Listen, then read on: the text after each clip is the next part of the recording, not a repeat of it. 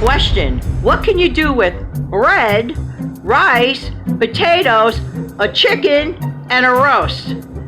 Answer: a whole lot. Let's talk about it.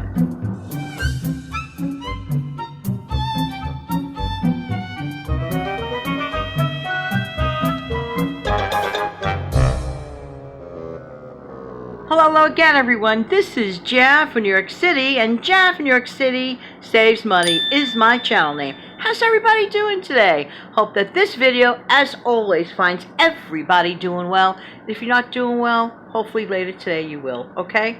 Always try to keep that smile on your face, no matter what. Hey, thanks for stopping by. You know, the question earlier was this: what can you do with bread, rice, potatoes, chicken, and a roast? And the answer was a whole lot, because it's true. But before we get into that, I have to share something that one of my loyal commenters, and by the way, here's a personal thank you to all of my commenters, and especially the ones that come here every single day. You know who you are. You know by now that I love you. I come back to you. I love responding to you. And thank you for so much contribution to our growing community. There you go.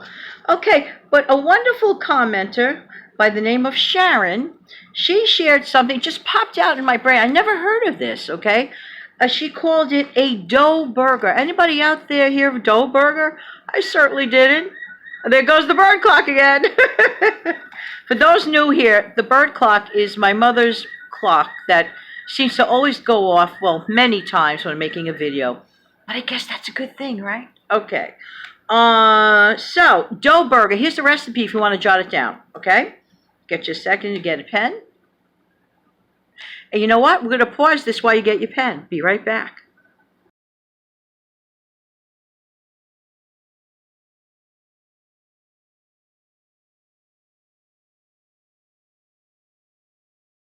So with trusty notebook in hand, I'm going to read Sharon's recipe. And thank you, Sharon, for your loyalty and your wonderful comments, and everyone who participates. Thank you so much. I really do appreciate it. Okay, dough burgers, never heard of. Got to try it. It says, in her recipe that she sent me, it says 1 pound of ground meat. I'm going to assume she means beef, okay? Probably, maybe she even means turkey. So I'm sure it's interchangeable. And 1/2 cup of self-rising flour. She uses 1 teaspoon mixed up of salt and pepper, all mixed up into 1 teaspoon. 1/4 teaspoon of onion powder, if you have it. If you have garlic, change it. A small amount of oil for frying, and that sounds like a Janet thing, because Janet hates using a lot of oil. I can't stand the grease. I can't stand the waste. I can't stand the cleanup. I could literally make a bottle of oil last a very long time. Anybody out there do the same thing? Let me know. You mix all together, everything well. You flatten it out. She suggests you put on wax paper to flatten them out into thin patties. And you cook them till you're done. If you don't have wax paper, use another method, or just use your hands and just go the old-fashioned way without it. There you go. And I guess you cook it regularly like you would cook a regular burger. There you go. That has to be good. I gotta try that. If anybody out there tries that today, please let me know right away. Okay? I really appreciate that. And Sharon, let me know, is there any alteration in the meat texture or anything by adding the flour, or what does it do? The purpose is what? To stretch it better, assumingly, right? Okay. That's what I think where you're going with that. Now, let's talk about bread, rice, potatoes, chicken, and roast. And there's one other thing we need to talk about. Glorious, wonderful pasta. Yes, good old pasta. When we come back, we'll talk about the rest, and we'll wrap this thing up.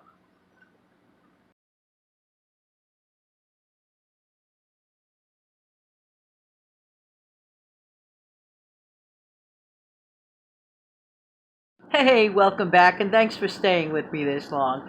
You know, pasta is like a human going to a party. Pasta could go to a dressed-up formal party, or pasta could go to a totally dressed-down party. And it all depends on your mood, your pocketbook, and what you have on hand.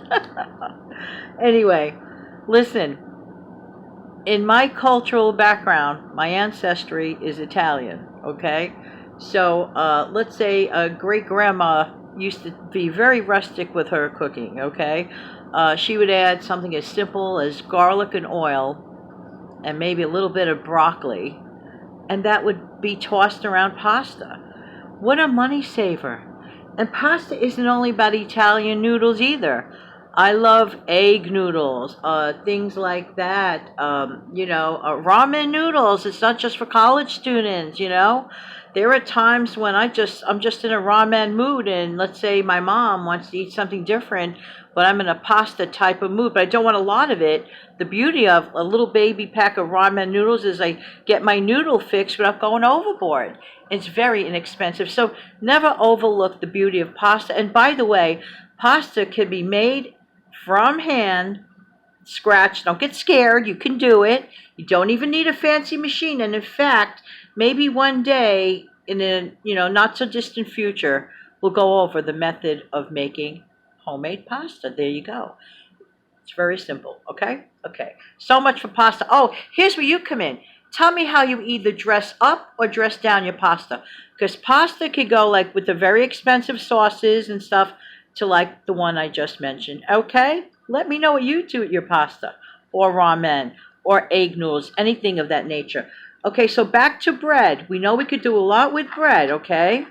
Rice, what do you do with your rice? What do you do with your potatoes? I want to hear from you, okay? Let me know. And a chicken, take that method of not keeping it sour and let it rot in your fridge when you buy a roaster or make a roaster. Immediately cut it up and freeze the parts and do things individually with that. And ditto for roast. Now listen, that just about wraps it up for that challenge. And I hope that you enjoyed this series. Thank you so much for coming by. And I am so excited about tomorrow's show. I'm looking in my trusty notebook for my notes. And by the way, for those people who are new here, thank you for stopping by. Please consider subscribing. If you've been here a while and you like this video, please thumbs it up. It's very, very important. I do appreciate that. And I will actually share with you tomorrow a website that I supposedly learned. I'm going to check further into it today, as right after I get off this, and pays actual cash. Now, you're not going to make a ton of money, but according to what I found out, a person can earn up to $225 a month. Hey, if you could do it from the comfort of your own home, who couldn't use an additional up to $225? Not reward points, not gift cards, money, M-O-N-E-Y. And I know we like that. So there you go.